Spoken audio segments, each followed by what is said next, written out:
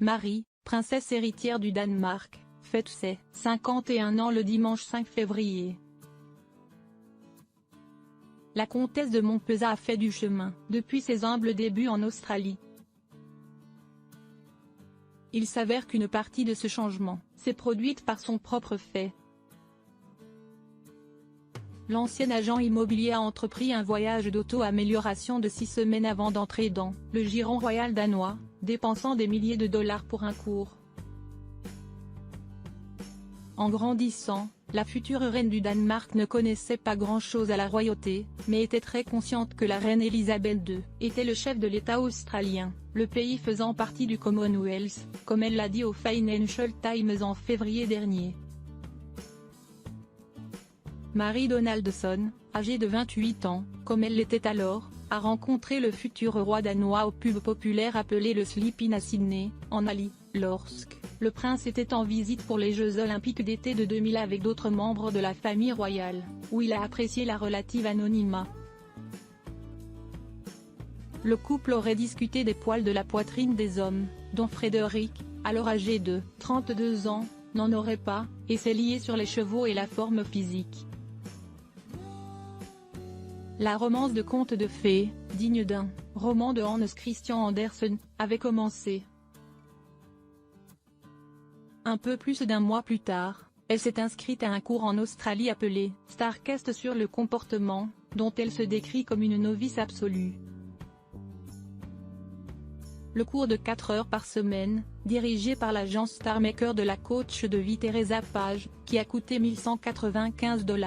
Environ 2128,35 $ aujourd'hui, 1217 livres et 39 pence, lui a appris à marcher, à se tenir debout, à serrer la main et à renforcer sa confiance devant la caméra. Selon un rapport du Sunday Morning Herald, elle s'était inscrite parce qu'elle avait l'impression que la vie la passait et qu'elle devait faire quelque chose pour la changer. Madame Page a déclaré au journal en novembre 2002, « Marie voulait changer et elle voulait changer sa vie. Elle était définitivement sur la voie du développement personnel. Elle est charmante, intelligente, éloquente. Elle est très branchée. Elle a dit qu'elle n'aimait pas l'appareil photo et qu'elle n'avait pas de bonnes photos d'elle-même. Pendant la durée du cours, Marie s'est transformée et est devenue plus sûre d'elle devant la caméra. En attendant, Frédéric viendrait en Australie pour rencontrer secrètement sa nouvelle petite amie. À une occasion, Marie s'était excusée d'avoir manqué une tâche parce qu'elle avait de la famille en visite de l'étranger. Leur relation à distance a ensuite été rendue publique en novembre 2001 par le magazine danois Big Bladet. L'année suivante, elle a déménagé au Danemark et en 2004, le couple s'est marié, Frédéric s'étant mis à genoux présentant à Marie une bague taille émeraude et rubis, dont les couleurs ressemblent au drapeau danois. Avant leur mariage à la cathédrale de Copenhague, Marie a déclaré au journal Politiken, « Je suis, plus que toute autre chose, heureuse. Être heureux est, je suppose, la chose la plus importante dans la vie. » Depuis, Marie s'est parfaitement intégrée à la vie royale au sein de l'une des plus anciennes monarchies du monde. Mais son éducation ne s'est pas terminée avec son cours de comportement auto-prescrit. Après avoir déménagé à Copenhague, elle a suivi des cours de langue, de culture et d'étiquette danoise.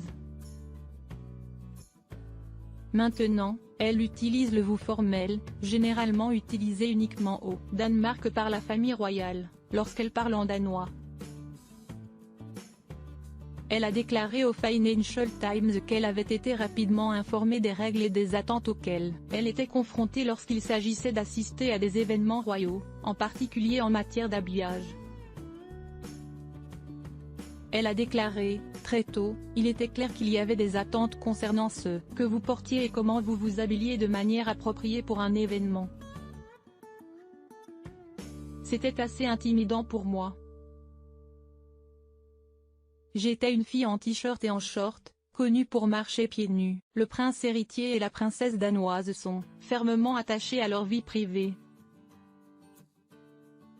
En 2009, il a été révélé que Marie et d'autres membres de la famille royale avaient refusé la demande d'Oprah Winfrey d'être interviewée dans le cadre d'une émission de télévision.